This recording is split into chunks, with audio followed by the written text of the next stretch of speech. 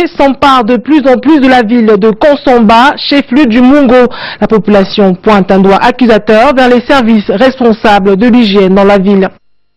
Plus que 2 jours pour la fête du travail. À Ambam, les préparatifs vont bon train, tandis qu'à Fumban, l'ambiance est plutôt morose. Voilà pour la une de votre journal.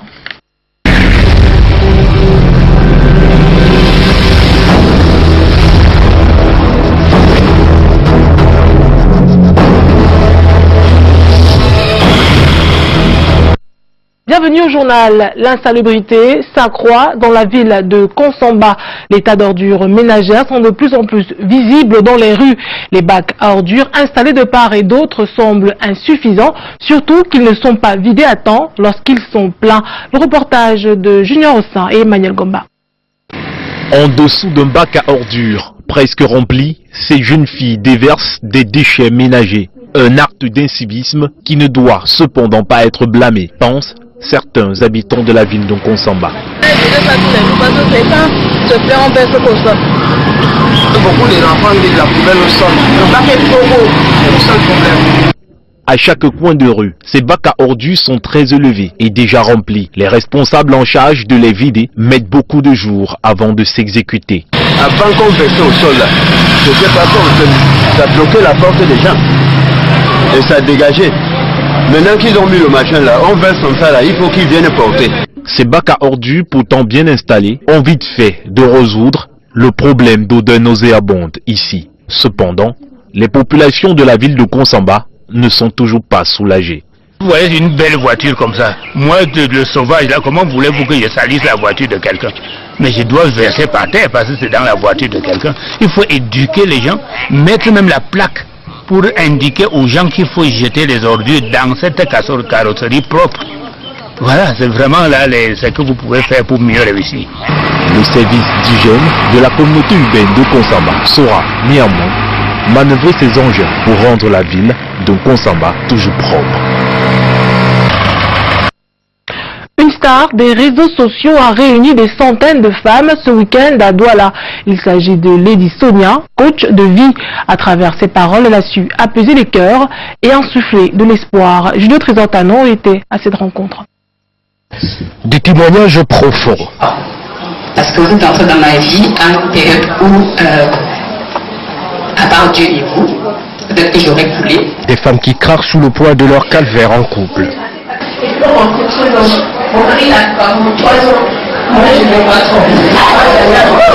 Des applaudissements en guise de motivation pour certaines.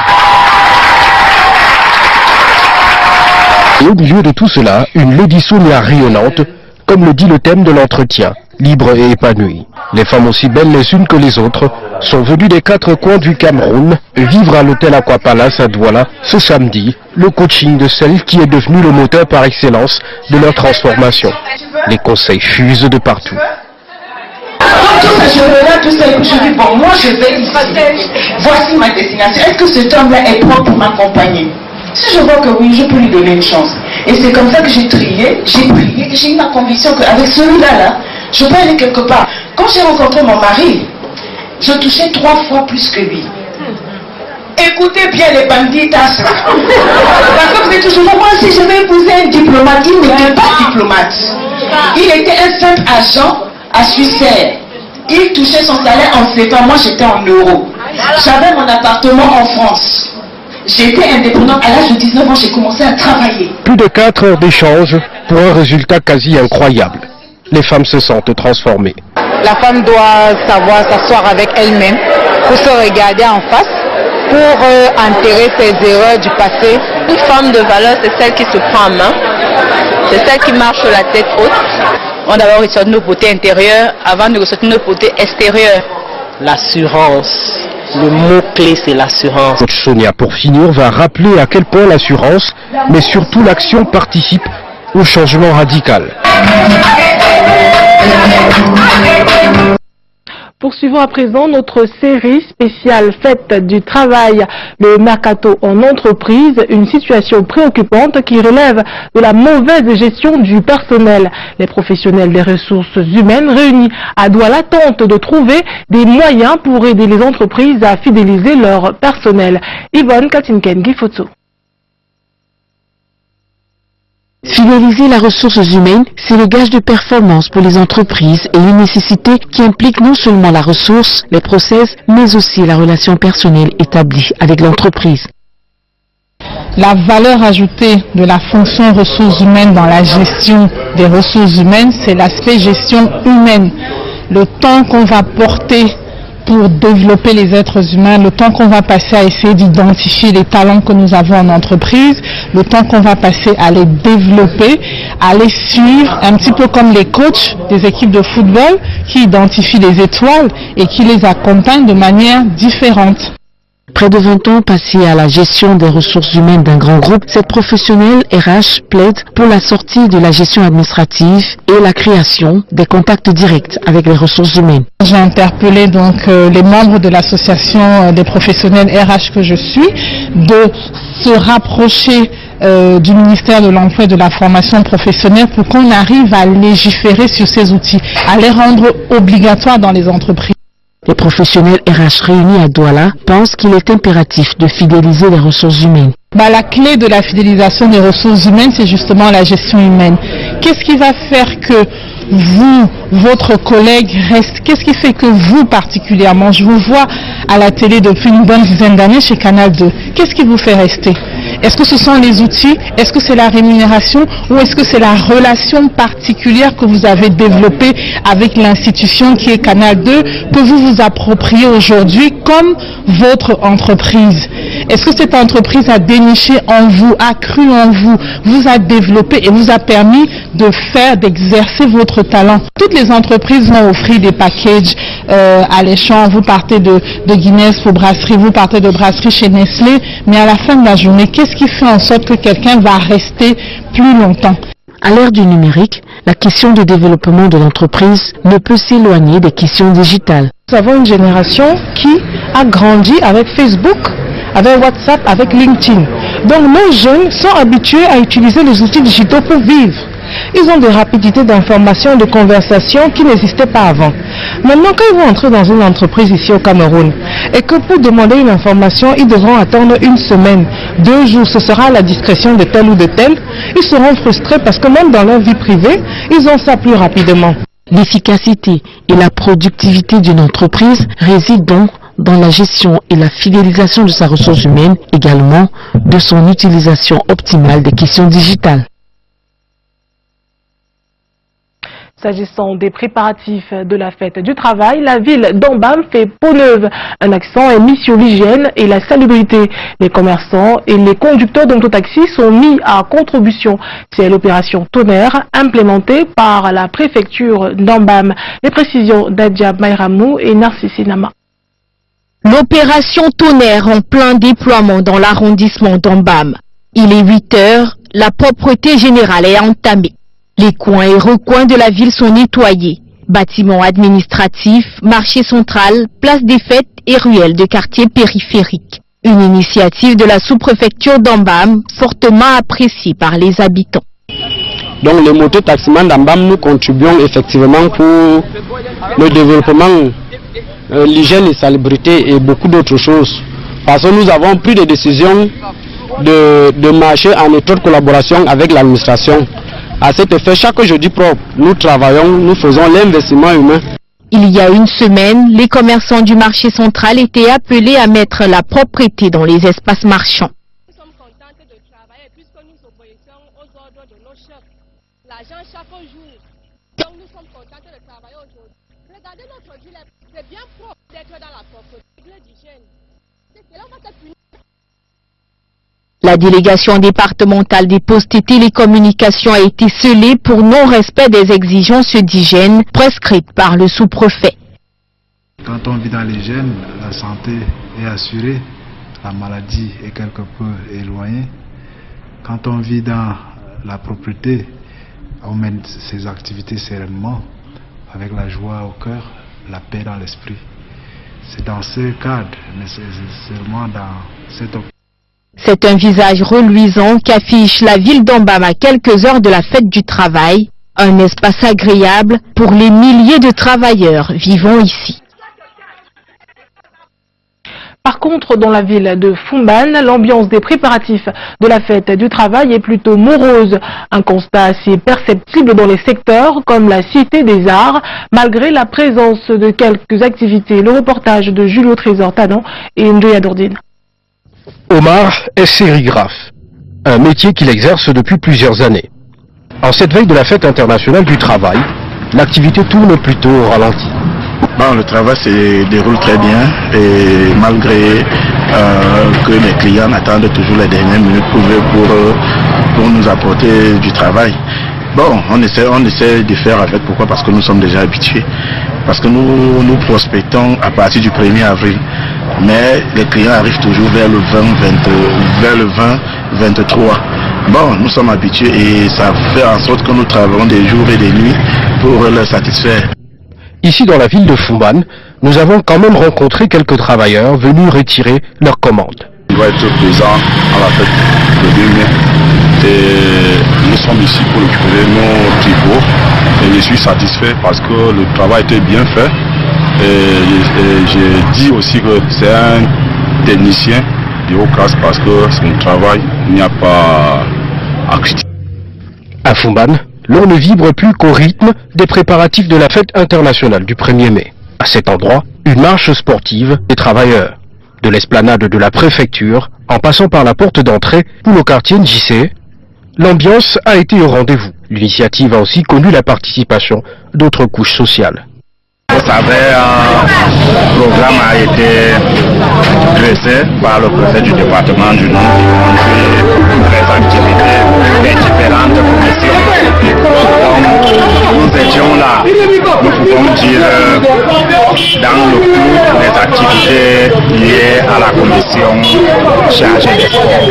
La 132e édition de la Fête internationale du travail va se célébrer cette année sous le thème « Dialogue social, facteur de promotion du travail décent et de progrès socio-économique ».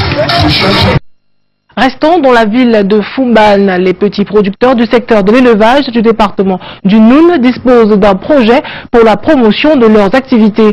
Ce projet vient d'être lancé par le préfet. Il concourra à favoriser l'accès au financement et à la formation. Jean-Christian Akam et Joya Nourdine. Un projet de développement de l'élevage vient d'être lancé dans le département du Noun par le préfet de la localité. À travers Prodel, le nom du dit projet, il sera désormais possible aux éleveurs d'avoir accès au financement. Cet ambitieux projet est le fruit de la coopération entre le gouvernement de la République du Cameroun et la Banque mondiale. L'accord de crédit a été signé le 7 juin 2017 et mise en vigueur le 13 septembre 2017 pour un montant d'environ 60 milliards de francs CFA. L'initiative qui est du gouvernement à travers le Minepia vise à donner les premières informations sur la santé animale, les intrants de qualité et la vaccination gratuite entre autres offres. Le projet a pour objectif principal l'amélioration de la productivité de certains systèmes de production animale, la commercialisation des produits de ces systèmes et de donner une réponse immédiate et efficace à une crise éligible dans le secteur de l'élevage. L'offre nationale en viande pourrait ainsi s'améliorer autant en qualité qu'en quantité au bénéfice des petits producteurs. C'est fini les OP dans le sac parce que Prodel prévoit une identification de l'OP sur une fiche, mais surtout et beaucoup plus les descentes sur le terrain, la visibilité des structures de production, et puis Prodel finance toute la chaîne de la production jusqu'à la commercialisation. Ils pourraient ainsi améliorer leurs conditions de vie et contribuer à la lutte contre la pauvreté. Les 7 villages du canton Bakoko, situés dans l'arrondissement de Douala 3e, connaissent de nombreuses difficultés. Ceci malgré le fait que plusieurs quartiers soient en plein essor. La situation était exposée publiquement ce week-end à Yambon 1. C'était pendant la tournée du chef de 3e degré, Zachary Koloto. Je vous présente un nom pour plus de détails. Yambon 1, une zone du village Ngodi Bakoko dans l'arrondissement de Douala 3e. Les palmiers à huile qui faisaient sa particularité ont disparu avec la présence de l'homme en quête d'habitat. Près de 400 personnes sont installées ici depuis les années 2004, un fait rendu possible par la solidarité. Nous sommes arrivés dans ce quartier quand il n'y avait même pas de l'électricité. Nous avons contribué, nous, population de Yambon 1, afin qu'il y ait de l'électricité. Nous avons cotisé pour qu'il y ait des ponts, on a fait construire des ponts dans nos quartiers et on l'a fait toujours. Des années après, malgré les avancées notoires, Yambon 1 reste frappé par des besoins bien précis. Nous n'avons pas de l'eau potable, nous n'avons pas de l'électricité nationale, appelée Eneo aujourd'hui. Tous ces lampadaires que vous voyez, tous ces fils qui traversent le quartier, c'est les efforts personnels des habitants de Yambon. Donc nous supplions le chef Koloto de nous amener la lumière et de l'eau dans ce quartier. Ici, une animation particulière à Yambon 1. C'est un jour de fête, car Sa Majesté Koloto Eba Zakari, chef de 3e degré du village Ngodi Bakoko, effectue sa tournée de prise de contact. Les doléances des populations ne sont pas tombées dans les oreilles de sourds et le vivre ensemble reste avant tout le credo. Cette campagne, que je peux appeler une campagne de prise de contact, qui est une campagne d'évangélisation, est celle de pouvoir apaiser et de reconnaître tous ceux qui me sont venus en aide de près de loin en date du 11 mars 2017. Donc, une fois de plus, population Yambon 1, je vous remercie. Tous les quartiers du village Ngodi Bakoko dans l'arrondissement de Douala 3e se mobilisent à chaque descente de leur chef. Une sorte de collaboration de proximité pour faire avancer la localité. Nous allons poursuivre en religion. La religion baptiste se restructure afin de s'arrimer au fondement spirituel baptiste. Ces résolutions ont été prises à l'issue de sa 11e conférence clôturée au champ missionnaire de Bali à la cour royale du canton Bel ce 29 avril. Le compte rendu de Jean-Christian Akam et Thierry Nana.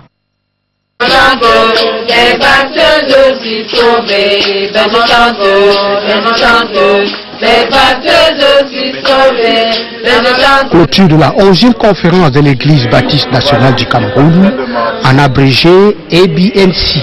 Cette clôture a lieu à la cour royale Bel à Bali, sous fond d'un retour aux origines anciennes.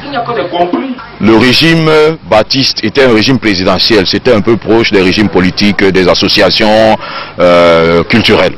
Aujourd'hui, nous l'avons remis au régime originel patriarcal. Donc je vous parle en ma qualité de 50e patriarche baptiste. Ensuite, l'Église baptiste nationale du Cameroun a résolu de se démarquer des franges.